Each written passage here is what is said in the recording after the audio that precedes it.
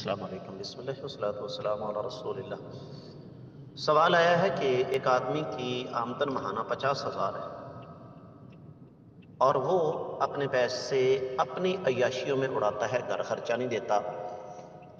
یہی وجہ ہے کہ پرچون والوں کے ادھار وغیرہ کافی چڑھ گئے ہیں۔ تو کیا ایسے گھر کو زکوٰۃ دی جا سکتی ہے؟ بالکل نہیں دی جا سکتی جی۔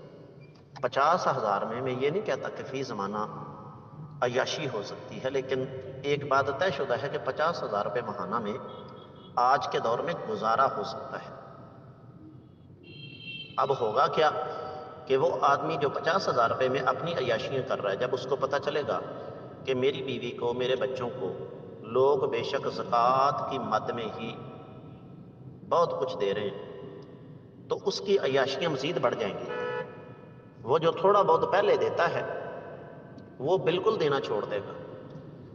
یہاں تو ماہانہ 20 25 ہزار والے محنت کش مزدور لوگ موجود ہیں۔